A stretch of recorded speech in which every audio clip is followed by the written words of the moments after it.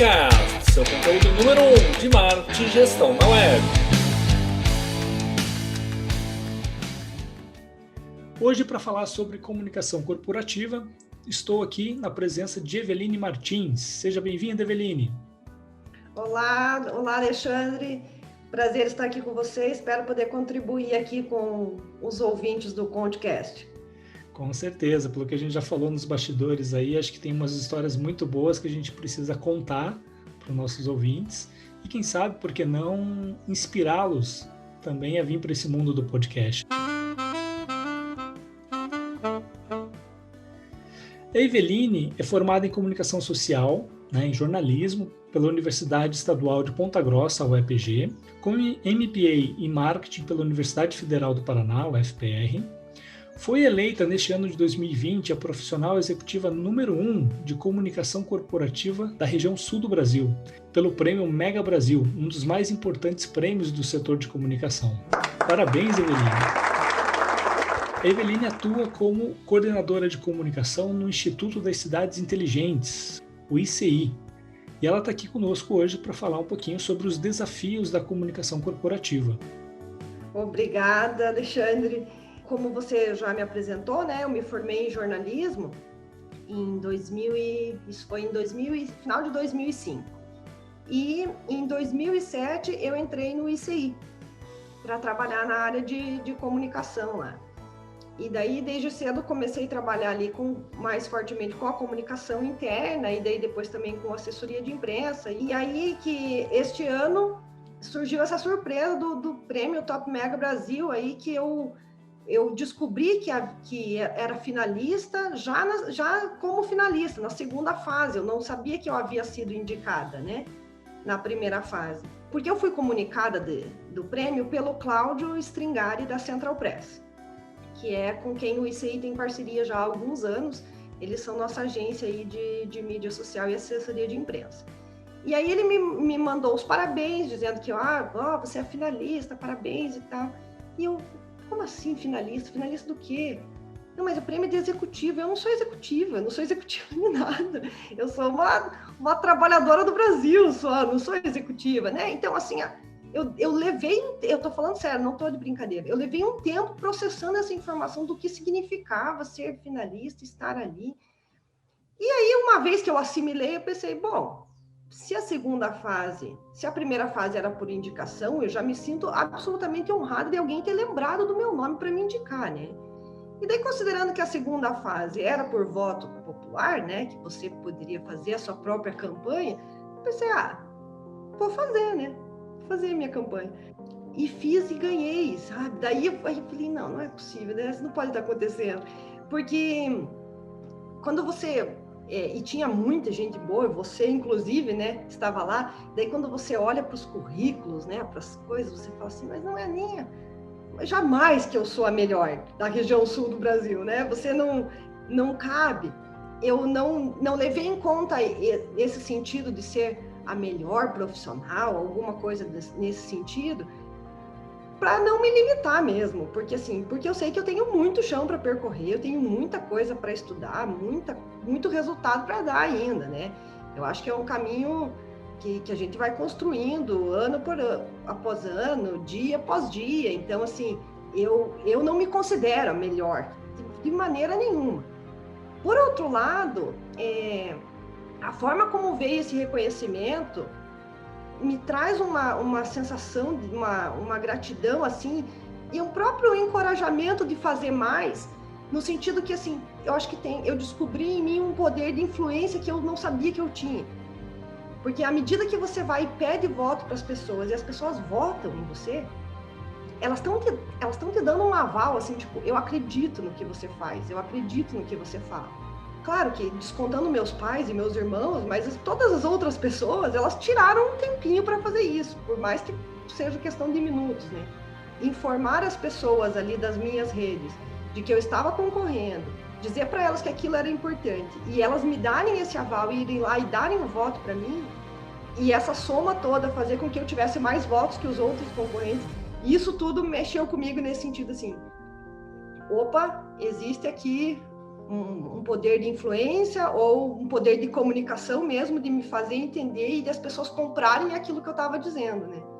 E daí isso foi muito positivo. Então, para mim, foi o melhor feedback que eu já tive na vida, foi esse, assim, né?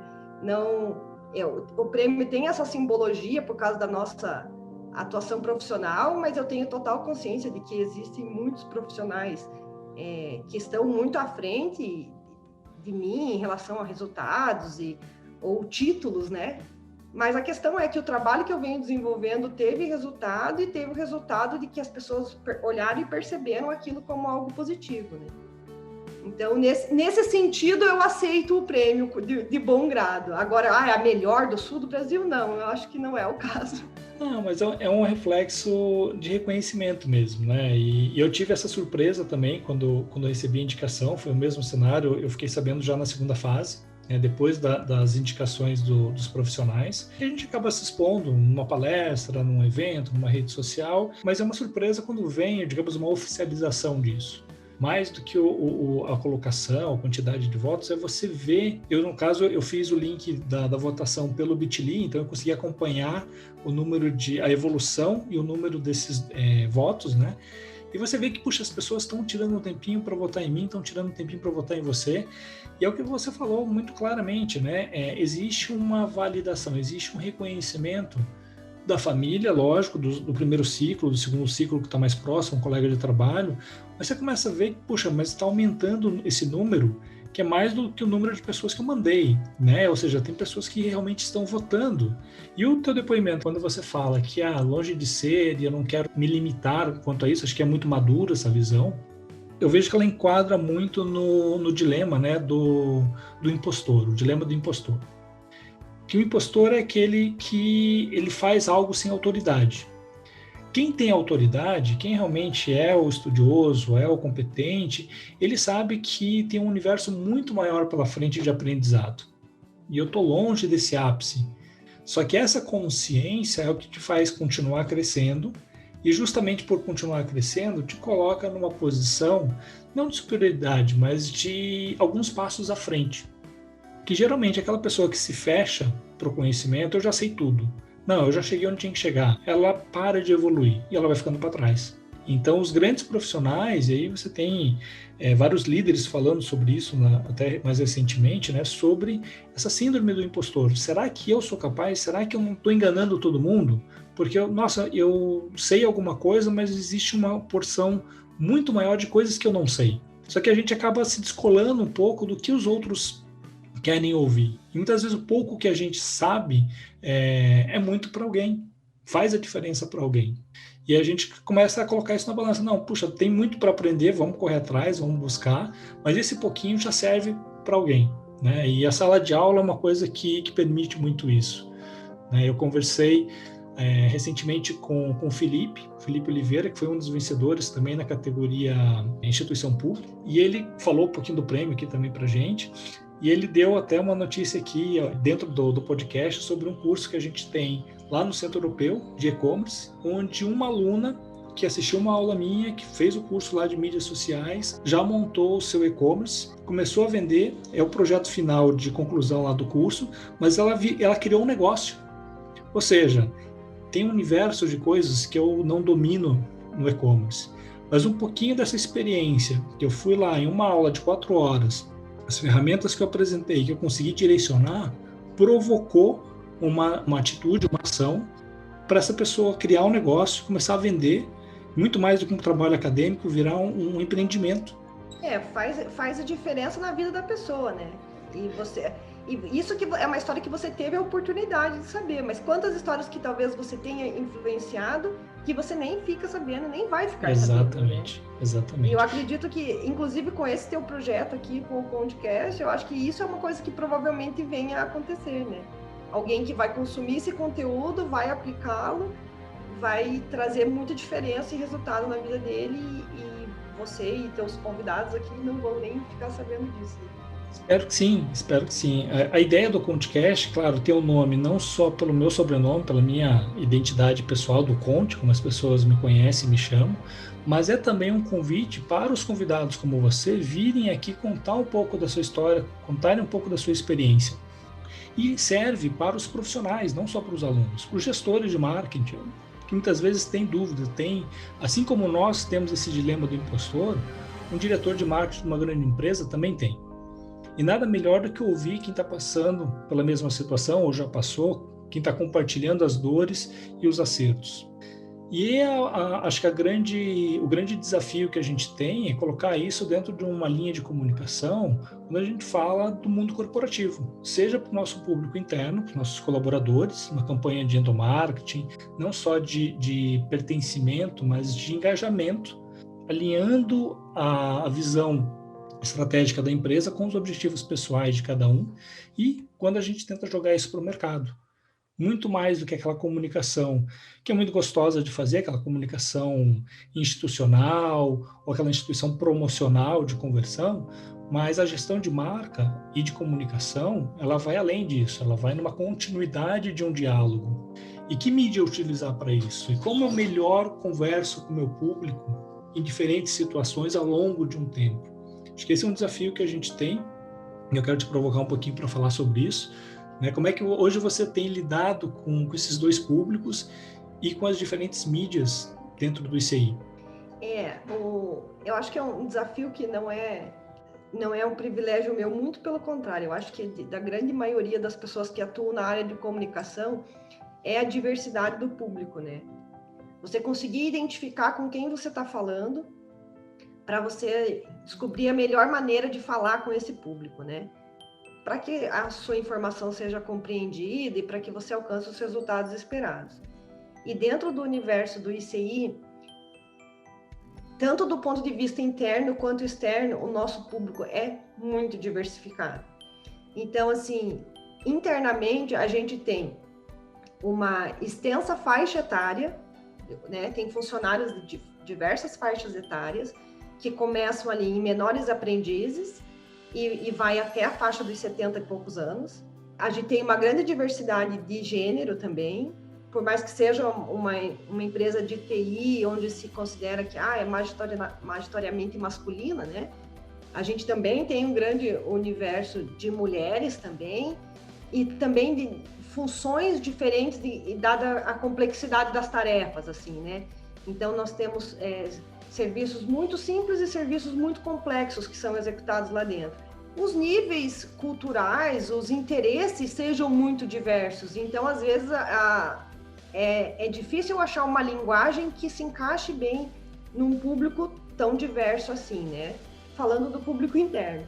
E no público externo, o leque fica maior ainda. Por quê? Porque o ICI, ele presta serviço de tecnologia da informação e comunicação para a gestão pública.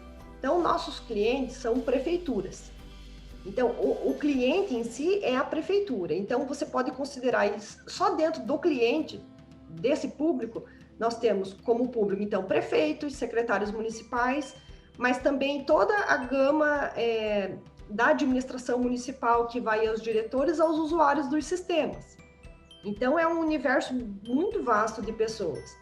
E aí, indiretamente, nós temos como público também os cidadãos, porque o ICI desenvolve as soluções que as prefeituras utilizam para prestar o serviço público. Então, dando como exemplo a Prefeitura de Curitiba, né, que é o nosso principal cliente. A Prefeitura de Curitiba tem o serviço que é a Central 156, que é um serviço de atendimento e informações ao cidadão. A Prefeitura presta esse serviço para a população, mas é o ICI que presta esse serviço para a Prefeitura. Então, se a gente não prestar bem esse serviço, a gente não atinge só o cliente, a gente atinge o cliente do cliente, que é a população. Então, a população também é nosso público. E a gente ainda tem também, a gente também se comunica com outras empresas de tecnologia, porque a gente também faz parcerias, e a gente também se comunica com o meio acadêmico, que a gente é procurado também pelo meio acadêmico. Alunos de mestrado nos procuram como fonte de informação para os seus projetos de pesquisa, alunos de ensino médio técnico nos procuram para conhecer o ambiente, para conhecer como que a empresa se organiza, né? Principalmente alunos de cursos de informática, né? Geralmente que nos procuram para ir lá conhecer quais são as áreas de atuação dentro do universo da informática. Tanto do público interno como do público externo, é muito diverso mesmo. não digo que a gente está sempre experimentando, mas a gente vem experimentando várias maneiras de se comunicar com esse público, né? Então, algumas coisas a gente vê que funcionam bem via imprensa, por exemplo. Então, quando são serviços mais voltados à utilidade pública, o caminho é a imprensa. É o que a gente vai atingir a grande massa, né? Principalmente no que se refere à população mesmo, serviços ao cidadão. E aí, com outros públicos, a gente vai conversando de outras maneiras, né? Então, a gente tem, por exemplo, com a área acadêmica, a gente tem ações de visitas, né? Então, a gente mantém o Instituto aberto a visitas. Então, tanto a gente recebe como a gente provoca, né? Esse tipo de ação. E assim a gente vai conversando e vai se comunicando com todos esses públicos aí. Eu imagino que a segmentação seja uma ferramenta importante para esse direcionamento da comunicação, para esses diferentes públicos com diferentes, talvez até linguagens, né, de como abordar cada assunto com cada público. Sim, até é complicado porque é um desafio, porque assim, ao mesmo tempo que a gente precisa sempre estar se renovando e estar sempre muito antenado com o que está acontecendo, mas a gente tem que ter um cuidado, porque nem sempre algo que está muito em alta funciona para o nosso público, até por causa questões de personas, né? Sim. Então, assim, você pega um TikTok explodiu. A gente até pensou em alguma coisa, como que a gente poderia explorar o TikTok? Mas, assim, o TikTok não tem nada a ver com a nossa persona, entende? Ele não tem. Então, assim, não é só porque alguma coisa está bombando que a gente precisa internalizar na nossa comunicação e começar a mexer com aquilo. E é uma questão até que eu acho que é intrínseca aos comunicadores, essa inquietude, né? Que você nunca está fazendo uma coisa aqui pensando só aqui, você está sempre pensando no depois, né? Você está sempre ligado, você está fazendo aqui, mas já está pensando no que vai fazer depois. Então, eu acho que vale para nós todos, e é até bom eu estar falando isso em voz alta, porque daí eu mesma estou escutando isso também, que é de, assim, muita calma nessa hora. Vamos primeiro tentar compreender melhor o nosso público e quais são as melhores maneiras de nos comunicarmos, do que ficar simplesmente, do que se fazer presente em tudo que é tipo de mídia, né? Nem toda mídia é adequada para a tua realidade e para as tuas expectativas também, né? Então, até aproveitando agora aqui, dentro da comunicação do ICI, a nossa forma de nos comunicarmos no sentido mais voltado para vendas é um pouco diferente por causa do nosso modelo de negócio é diferente. No ICI, a gente não trabalha com indicadores que são comuns a outras empresas, sabe? Essa questão de ROI, esse tipo de coisa não faz parte do nosso cotidiano. Então, o nosso trabalho de comunicação corporativa, ele está menos voltado para conversão e venda, e está muito mais voltado para a reputação corporativa, imagem, o fortalecimento da marca, dessa percepção desses diversos públicos. Que é preciso ter uma credibilidade muito grande, né? Tanto da instituição quanto dos serviços prestados, seja pela entidade que é seu cliente direto, seja pela sociedade, para o cidadão como um cliente futuro, né?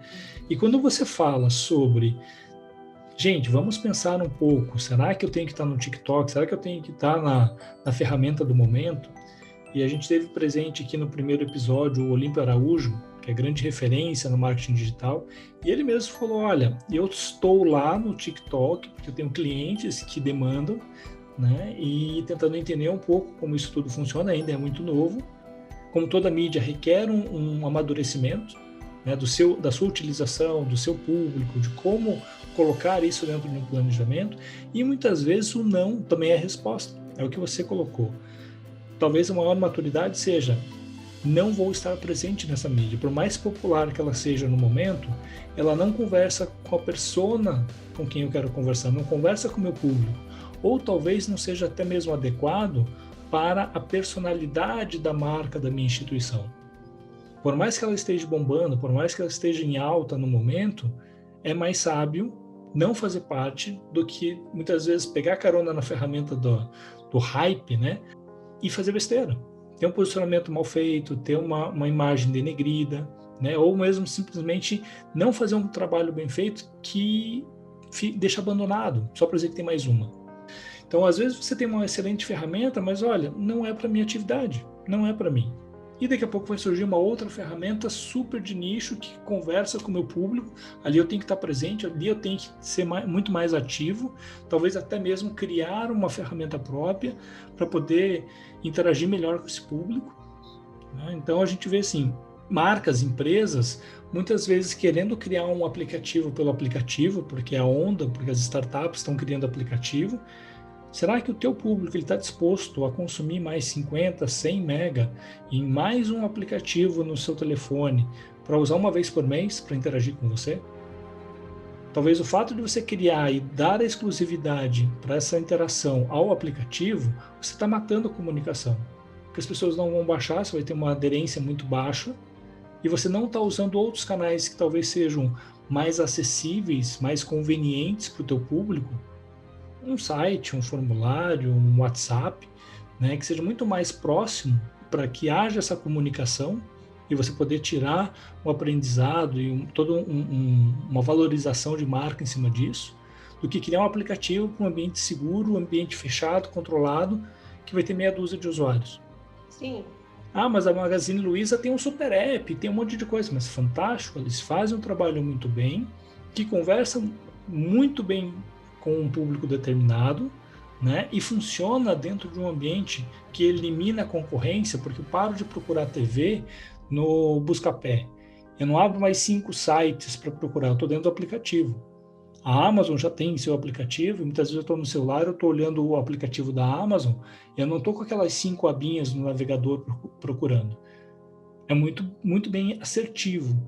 Mas não significa que a Magazine Luiza e a Amazon estão colocando essa estratégia em prática, sirva para mim. A gente tem que ter essa maturidade de entendimento se combina, se casa com o nosso negócio ou não.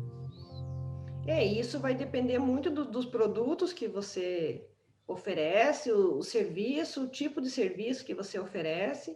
Então, assim, a gente até, dentro da realidade dos serviços oferecidos pelo ICI, também existe esse cuidado. Então, voltando, vou citar mais uma vez o serviço da Central 156, eu me lembro que, por volta de 8 anos atrás, existia uma iniciativa de criar uma página para a Central 156 no Facebook.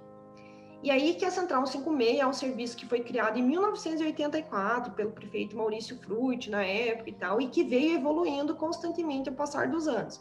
Ela não começou 24 horas, né? Ela atendia em horário comercial e depois foi evoluindo até centralizar todos os serviços da prefeitura.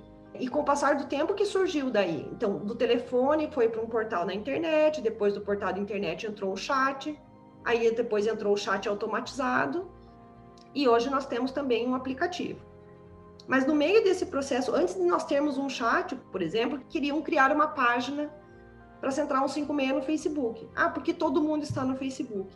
Só que aí, quem tomou a decisão na época foi muito feliz nesse sentido de entender assim, que aquilo ali ia virar um muro das lamentações. E a grande questão é, a função desse serviço é você centralizar as demandas da população para que a prefeitura possa fazer o atendimento. E isso funciona muito bem dentro dos processos já estabelecidos que vêm sendo aprimorados, como eu mencionei. Então, você colocar dentro do Facebook, o Facebook não permite que você mantenha o processo. Ele vira um canal direto e você já não tem mais o controle da etapa que cada demanda entra. Porque quando você entra com uma demanda, por exemplo, para trocar a lâmpada do poste da sua rua que está queimada, tem todo um processo para esse serviço. E ele tem... O sistema assegura o atendimento dele, né? Ele é escalonado dentro da prefeitura, até o retorno para o cidadão. Quando você coloca isso numa mídia social, quem que vai fazer esse fluxo? O Facebook não faz esse fluxo. Você está limitado à funcionalidade dessa ferramenta de um terceiro. Exatamente. Que no máximo você vai conseguir fazer uma leitura de alerta. Ó, tem uma demanda. No máximo. Mas e agora? E a regrinha de negócio para o fluxo poder andar? Exatamente. Para poder ser monitorado e levado a cabo, né? Então, e ainda houve uma cobrança, eu me lembro de haver essa cobrança, assim, de que tinha que estar lá, né, tinha que estar. E daí depois a grande questão, a grande jogada foi, vamos fortalecer o nosso canal. Então o canal precisa ser fortalecido, então a gente vai seguir com a inovação e a modernização dele dentro dos parâmetros que a gente precisa manter para continuar entregando um bom serviço. A satisfação da população com o serviço da Central 156 é beira os 90%. Então, assim, é um serviço muito bem estabelecido. Você não pode arriscar de criar uma conta em alguma rede social só porque todo mundo está lá, né? Então, é importante sempre avaliar isso. E que pode jogar contra você, né? Como você falou, vai ter um muro das lamentações e daqui a pouco o culpado de tudo isso é a Central 156, porque, puxa, olha quanto problema existe aqui, ninguém faz nada, vira uma bola de neve negativa, né? Sim, e agora já tendo feito o negócio de maneira organizada e sistematizada, foi implantado em 2019 o aplicativo da Central 156. E foi feito com muito cuidado, respeitando todos os parâmetros desse serviço, tanto da Central 156 como dentro da prefeitura, né? Porque internaliza dentro das variadas secretarias que tem lá dentro, de acordo com a especificidade do serviço. E aí o aplicativo entrou redondo, né? Ele entrou seguindo a regra do jogo, só que com todas as facilidades de um aplicativo. Então você não tem mais o custo de ligar, né? Você diminui o tempo de resposta, porque tem a inteligência do aplicativo que te dá a resposta ali dentro. Você agregou funcionalidades. Então, se antes você ligava para pedir para recolher um entulho, sei lá, alguma coisa, você pode agora tirar uma foto e daí essa informação é útil para a prefeitura, porque ela já vê o volume daquilo que ela precisa recolher das ruas. Então, você agrega novas funcionalidades, né, que o serviço digital te traz, né, mas de uma maneira organizada. E aí o resultado foi 1 milhão de acessos no primeiro mês, assim. Então, funcionou muito bem e continua funcionando bem e sendo bem aceito pela população. O telefone continua existindo, a demanda do telefone continua existindo. Então, você sempre as pessoas ficam pensando nisso também, né? Se eu lanço um novo canal, eu vou perder meu público de lá? Eu acho que você não perde público. Eu acho que o público está sempre se renovando. Talvez aquele público do telefone permanece lá e daí, se ele conhecer, ele vai acabar usando as duas coisas, mas você conquista um público que não usava o telefone, que agora passa a usar o serviço também. Então, eu acho que tem trabalho para todos os públicos. E você criando um novo canal como esse do aplicativo, você permite que o usuário possa usufruir de uma nova conveniência. Como é que eu mando uma foto, uma evidência de alguma coisa para uma conversa por telefone? O telefone é muito prático, eu pego o telefone, posso estar fazendo outras coisas, estou conversando com alguém e relatando o problema. Mas eu posso ter também no meu celular um aplicativo para fazer o envio de uma foto, de um áudio, de alguma outra mídia, possa detalhar melhor aquela demanda. Isso não me impede de amanhã pegar o telefone e fazer uma ligação. Ou seja, o usuário ele começa a ser transmídia. Ora ele é usuário do telefone, ora ele é usuário do portal, ora ele é usuário do aplicativo. E o que é o mais importante disso? Ele está interagindo com você. Nesse caso, o ICI faz um trabalho muito bacana de suportar todo esse serviço do 156 da prefeitura, né? Que é um serviço de atendimento ao cidadão, mas que também requer que esse cidadão aponte os erros, aponte as falhas, solicite as correções, as intervenções. Por quê? Porque a hora que um cidadão pega o telefone ou entra no aplicativo e abre um chamado no 156, ele está sinalizando algo que ou deveria estar lá e não está, ou algo inapropriado que aconteceu. Eveline, quero que você conte para mim e para os nossos ouvintes algo que foi uma surpresa muito feliz, muito grata, né, quando a gente conversou para agendar essa conversa aqui do ConteCast, e você me contou que o ICI já possui um podcast. Como é que foi a história, a criação disso, o porquê de criar uma mídia própria no formato de áudio para falar com esse público? Conta um pouquinho desse cenário para a gente. Tá, legal. Dentro da comunicação do ICI, a gente tem aí várias frentes, né, de trabalho. Então, a gente atua na comunicação interna, assessoria de imprensa, mídia social, também promoção de eventos. E É um trabalho que o setor existe já há mais de 10 anos no ICI e vem se consolidando. Mas, enfim, e aí que a gente vem, nos últimos anos, aí, nos últimos 4, 5 anos, tentando deixar a coisa cada vez mais profissional, sabe? Tentando ficar mais de olho nas tendências, ficar de olho aí em benchmarking. Também nos últimos anos, o ICI, ele aplica a pesquisa de clima do Great Place to Work, e daí dentro da metodologia GPTW tem várias práticas, né? Práticas de gestão organizacional.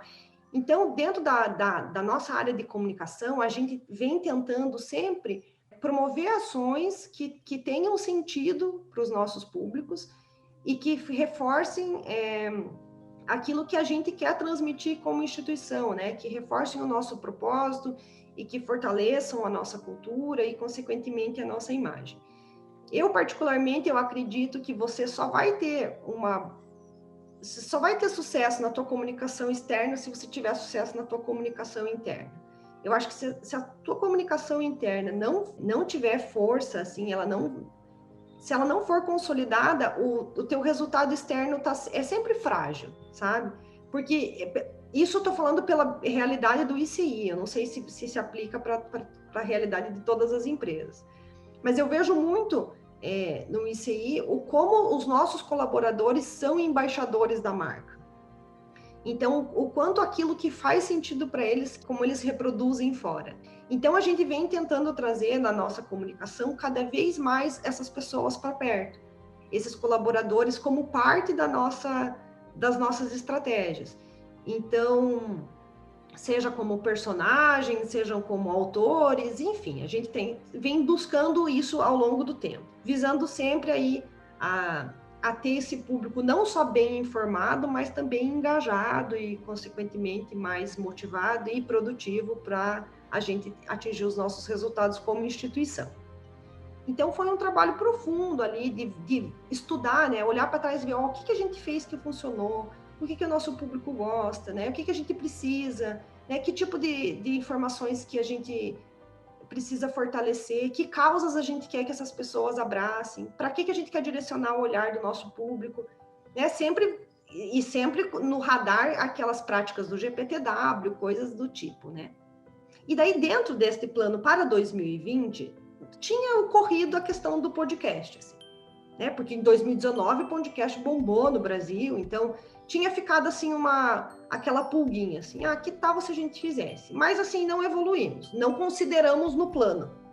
E aí entramos em 2020, daí nós tínhamos uma primeira campanha lá prevista para acontecer em fevereiro, aconteceu, beleza, e daí quando a gente foi começar a pensar já naquilo que a gente tinha previsto para março e abril, né, tipo começar a rascunhar mesmo aquilo que estava só listado como um item do plano, né? E daí veio a pandemia. 2020 se apresentou como 2020, né? Daí 2020 se revelou. E aí, de repente, ficou aquela coisa assim, tipo, parece que o nosso plano tinha morrido, né? Pô, mas tudo que a gente planejou para esse ano, né, para melhorar o nosso índice de confiança no GPTW, para alcançar isso e aquilo, aí agora. E aí que veio aquele exercício da gente se reinventar, para manter as ações e para criar novas ações, né? Mas como é que foi a decisão de criar um podcast? Estava ali na manga, estava no rodapé de alguma página do planejamento, vamos criar hoje um podcast. Como surgiu isso? Então, aí, como a gente conseguia manter a operação, mas a gente começou a perceber assim, então, nós não tivemos impactos na operação, mas começamos a perceber impactos nas pessoas. As pessoas começaram a sentir os impactos da pandemia e os impactos do trabalho remoto, e aí a gente começou a construir ações voltadas para as pessoas, para o bem-estar das pessoas, para a integração e tal.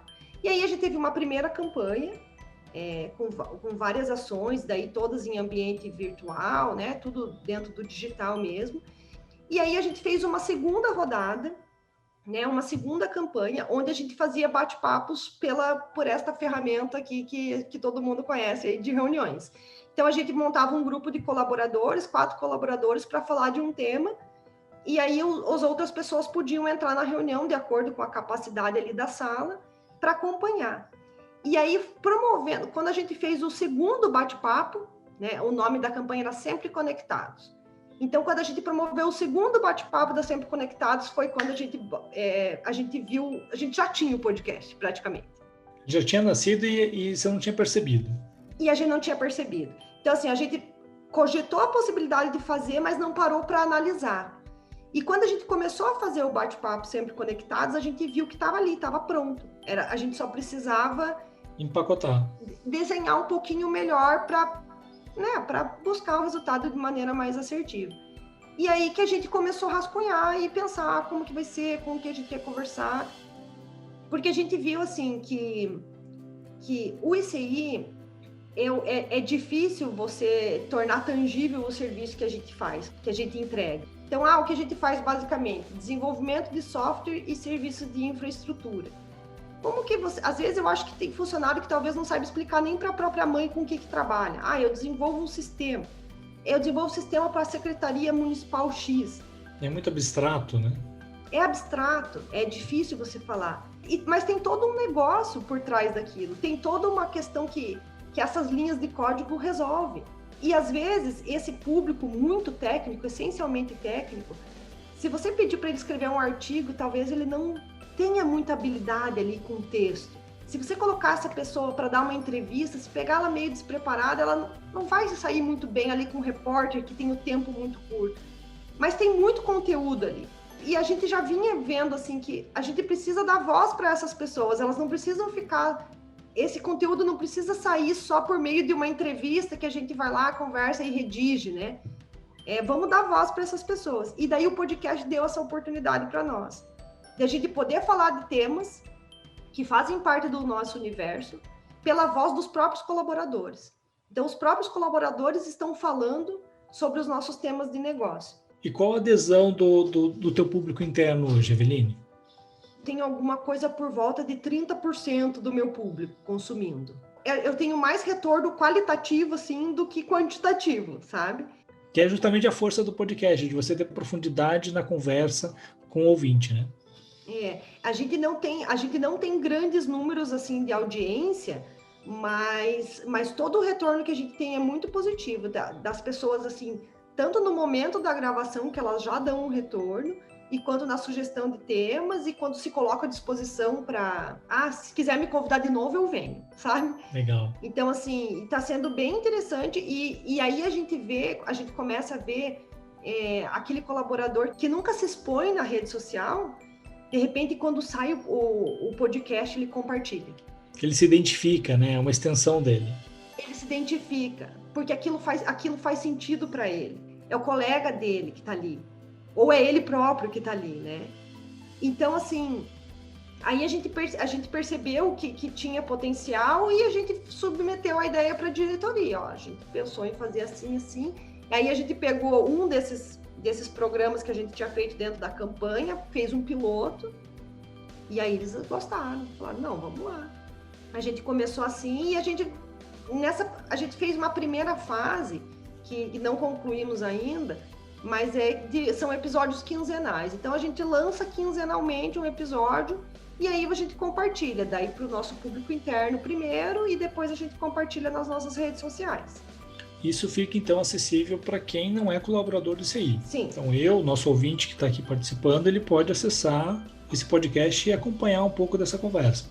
Pode. A gente publica fica hospedado no nosso site, né? O nosso site é www.ici.curitiba.org.br. Daí tem uma aba blog, onde você encontra lá artigos e os episódios do podcast.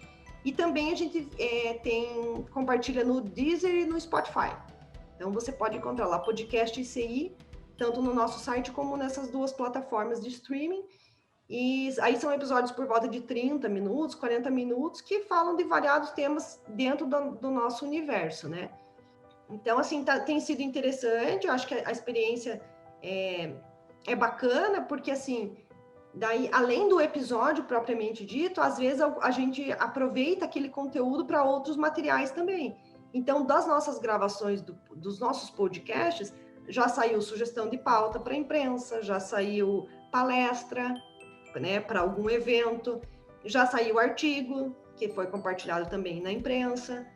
sugestão de entrevista e assim por diante, né? Então, a gente consegue, dentro daquela conversa informal, a gente consegue um conteúdo que nos dá subsídio para outras ações de comunicação também, além do podcast. Ou seja, aquela mídia inicial, ela começa a se multiplicar, ela começa a servir de amparo, né, de alimentação para outras mídias, para outras ações, e isso vai ganhando força. Exatamente isso. Eveline, quem quiser saber mais sobre o ICI, você falou o site do ICI, quais são as redes sociais, onde tem mais conteúdo, onde eu consigo, como cidadão, me informar mais sobre o dia a dia, sobre o que o ICI está fazendo e, obviamente, né, acompanhar o podcast que você citou. Nós estamos no Facebook, no Twitter, Instagram e LinkedIn, sempre como ICI Curitiba, não, menos no LinkedIn, desculpa. Então, Facebook, Twitter e Instagram é /ICI Curitiba. E no LinkedIn você tem que pesquisar lá Instituto das Cidades Inteligentes. É assim que você nos encontra. Perfeito. Então, ouvinte, fique à vontade para você que mora em Curitiba, né? É uma questão de cidadania, conhecer um pouco mais o serviço de ICI e como usufruir como cidadão, né? Exatamente. E nessa pandemia a gente acabou, não só nós internamente nos digitalizamos em muitas das nossas atividades, mas também ajudamos a promover essa digitalização dentro do universo da prefeitura, né? Então, a gente teve várias entregas este ano que se relacionam diretamente com o cidadão, né? Então, além da evolução de aplicativos já existentes, foram lançados alguns portais. Então, é um trabalho em parceria aí com o Instituto de Turismo, Secretaria da Comunicação Social da Prefeitura. Então, a gente realmente tem uma atuação aí que vai desde os sistemas administrativos que são utilizados dentro das secretarias, dos trabalhos delas, de cada uma delas, mas também serviços voltados ao cidadão. Eveline, para quem está nos ouvindo, o que você passaria de referência como um conteúdo estendido, como um conteúdo complementar para essa nossa conversa? Pode ser um livro, pode ser um podcast, e obviamente o podcast do ICI já tem que estar no topo da lista de todo mundo, mas pode ser um seriado, um filme. O que você acha que contribui com essa nossa conversa de hoje? Olha, eu acho que uma das coisas que a gente tem buscado fazer é empoderar cada vez mais as pessoas, ouvir as pessoas, né? E a gente teve, com essa experiência de uma campanha de bate-papos que originou o projeto do podcast, a gente percebeu que as pessoas elas querem falar, elas gostam de ser ouvidas, né? Então a gente precisa estar conectado às pessoas, né? A gente precisa olhar para o nosso público e ter troca com ele, né? Acho que a comunicação não é algo unilateral, né? Não é simplesmente, não é um setor que repassa informações da diretoria ou informações de RH para as pessoas consumirem. Não, tem muita troca nisso. Um dos livros que me ajudou nessa reflexão sobre olhar para as pessoas dessa maneira é um livro que eu ganhei do presidente do ICI, há uns 2 anos mais ou menos, que é o livro O Jeito Harvard de Ser Feliz. Ele fala da psicologia positiva, né? E que fala da felicidade como um meio para se chegar ao sucesso. E para você considerar a felicidade como meio, você tem que necessariamente olhar para as pessoas, né? Porque as pessoas que fazem tudo funcionar. E então as pessoas precisam estar bem. Então, a partir do momento que você abre e olha para as pessoas, você consegue ter um retorno delas e consegue ter mais troca e consegue ter mais entregas. Então, nosso trabalho, enquanto área de comunicação, tem sido estar cada vez mais perto das pessoas, pelo bem delas e elas como parceiras nossas dos nossos projetos. Então, esse é um livro que eu acho que ajuda você a começar a refletir sobre isso, e quando você volta o teu olhar para as pessoas, você consegue desenvolver uma série de outras ações voltadas para elas, e isso vai trazer resultado invariavelmente. E isso fecha o ciclo que você falou lá atrás, de ter um público interno muito bem satisfeito, muito feliz, muito bem realizado, para que você possa ter sucesso com o teu público externo. Acho que a gente consegue fechar o ciclo. Que bom! consegui fechar o ciclo. mas é exatamente o que eu acredito mesmo. E até uma coisa que eu não sou muito antenada nos termos, assim, sabe? Mas esses dias eu me deparei com o termo do story doing, né? Que não é mais storytelling, agora é story doing. E isso é uma coisa que eu ouço, acho que desde criança, e que eu falo muito sobre isso lá dentro, assim. Não adianta a gente ficar discursando e fazendo releases maravilhosos e campanhas. Se o discurso não casar com as atitudes, não vai dar certo. Então, as pessoas precisam acreditar naquilo que a gente fala. E não adianta só a gente saber falar, né? Então, precisa que as histórias que a gente conta, aquilo que a gente coloca para as pessoas consumirem aquela informação, ela precisa ser factível, ela precisa ter verdade dentro dela. Então, quando as pessoas do público interno acreditam nisso, quando elas acreditam no teu discurso, elas reproduzem o teu discurso fora. Então, elas viram verdadeiros embaixadores da marca fora. E daí, as ações que você fizer com o teu público externo, elas vão ter resultado, porque você vai ter todo o teu público interno carregando isso junto contigo. Servindo de suporte, né? Não, perfeito. É que eu costumo dizer, o storytelling, ele encanta. É gostoso você ouvir uma boa história, você se engaja naquilo, você se empolga com essa história, mas o story doing é o que transforma, é o que revoluciona. É isso aí.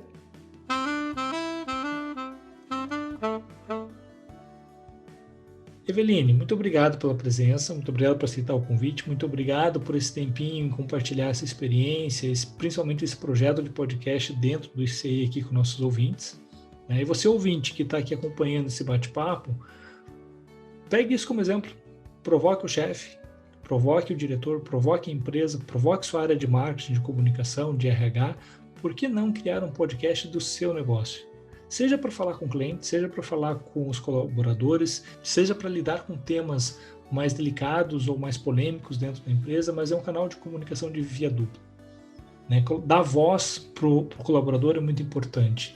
E muitas vezes o podcast pode ser uma maneira de você evidenciar os maiores talentos, de você usar esse advogado da marca, como a Eveline falou, num discurso de comunicação estruturado, bem planejado, né? Mas com uma liberdade de expressão que talvez ele não tivesse, como a Eveline falou, numa entrevista ou num artigo, não é a forma natural dele se expressar. Agora, num bate-papo, como a gente está fazendo aqui, a coisa flui, você consegue aproveitar aquele conhecimento para usar em um treinamento, para usar numa integração para um novo colaborador, para ele entender a cultura, entender o passo a passo de cada área, e até mesmo para o mercado conhecer um pouco mais dos bastidores da sua marca. Então fica aí a dica de usar o podcast como uma mídia de comunicação. Eveline, obrigado ouvinte por ficar até o final, e esse foi mais um episódio do nosso ConteCast, seu conteúdo número 1 de marketing e gestão na web.